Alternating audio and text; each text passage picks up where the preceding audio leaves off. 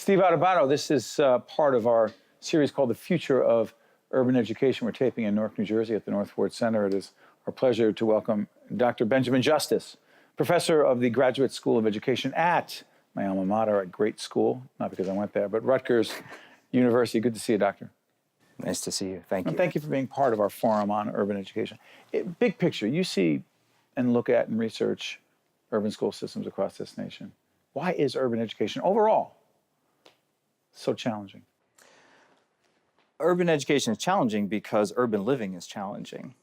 And, my colleague at Rutgers Newark, Gene Anion, who recently passed, once said that trying to change urban schools is like trying to run an air filter next to a screen door.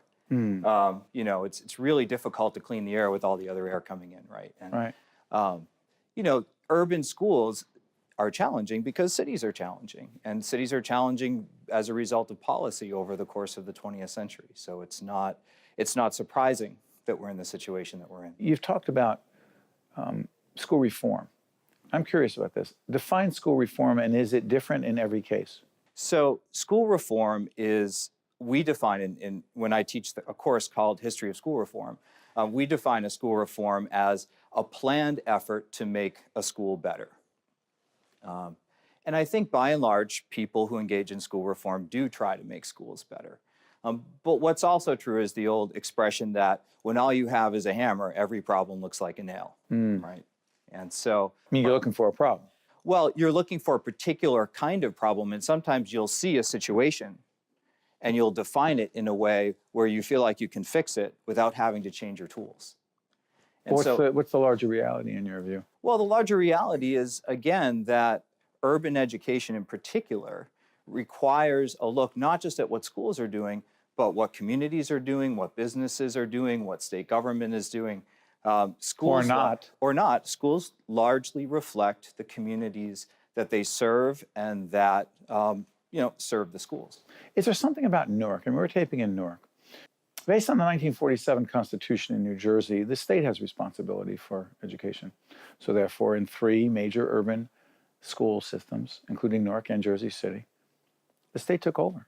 The state said, you're failing, we're coming in. Now, local control is coming back in many of these districts, if ultimately not all of them. Here's my question. Do you believe that the state of New Jersey taking over an urban school district is equipped to do that, or any state? Well, I would say that states have a role to play in education. Is it to control it? It depends on what you mean by control. So here's what states can do. Sure. States can find ways to fund the schools in general, right? Because what happens in states is that people play the hide the wealth game, right? And they hide the wealth in some places. Explain that to folks. Well, so the hide the wealth game is that states created the suburbs, right? The suburbs didn't just happen. You build a lot of highways, you build malls, that's what happens. It's federal policy, it's state policy, it's local policy. But the state is the unit of government that can do something about this because there is no federal mandate for public education. That's a state issue. So states have to take responsibility for it. So there is a role for state government. The problem is that state governments can't see the local context. They can't see what families need. They can't see what individual kids need. They can't see what communities need. So there's a role for states, but there's also a role for local government, and there's a role for communities. And it's getting the right balance among those that's really the challenge. And so for Newark, as it's about to have quote unquote local control again after 20 years or so, right? Mm-hmm. What do you think some of the first things that need to be done to not just have local control, but take advantage of local control on behalf of the students? Right. Can I answer that in 2 ways? Go ahead. Okay. The first is we should anticipate that there will be a backlash where people will blame what goes wrong with the schools on local control. So we should be prepared for that. You see, right? We should have kept the state in control. That's the kind of thing that will be said. Right, because look at the bumbling locals not doing the right job, right? That will be the narrative. But it wasn't like the state was doing a bang-up job either. That's right, and the state is the one that created Newark as we know it, right? So we got to be prepared for the narrative that's going to come down the road on that. And the second is that as much as possible, we need to find ways to bring resources. And I don't just mean money. I mean healthy communities. I mean jobs. I mean highly trained teachers. I mean the kinds of things that make communities healthy, right, that you see in well-resourced communities. Community centers are terrific. This is a great thing. Like the Northwood Center or others. Absolutely. New Community Corporation, La Casa de Don Pedro, they happen to be community-based organizations in the area we're in. What role do they play in urban education? Well, what they do is they create that kind of social glue that makes a community healthy, right? Individual struggling families are not going to be as effective at raising children as communities who are working together. So kids have great places to go after school, kids have healthy friendships, kids have groups that they belong to, kids can have relationships with multiple adult role models, just not their parents.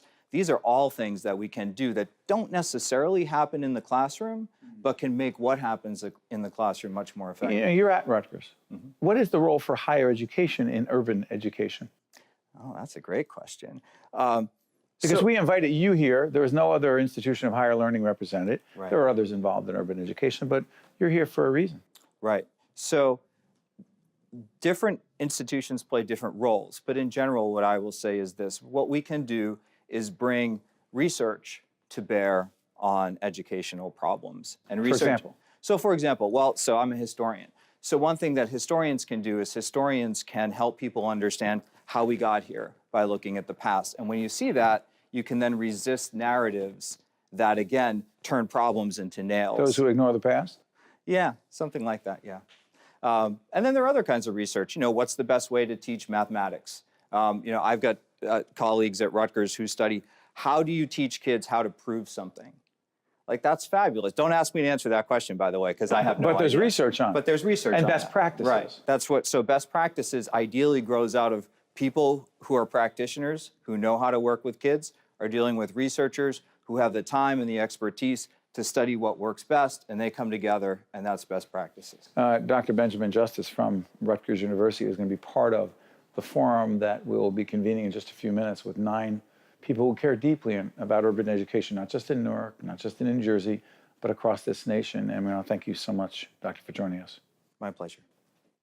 One-on-One with Steve Adubato has been a production of the Caucus Educational Corporation, celebrating over 25 years of broadcast excellence. Funding for this edition of One-on-One with Steve Adubato has been provided by the Northwood Center, United Airlines, Hackensack Meridian Health, Prudential Financial's Global Communications Department, the Newark Public Schools, PSE&G, and by New Jersey Resources. Transportation provided by Airbrook Limousine, serving the metropolitan New York, New Jersey area. One-on-One with Steve Adubato has been produced in partnership with TriStar Studios.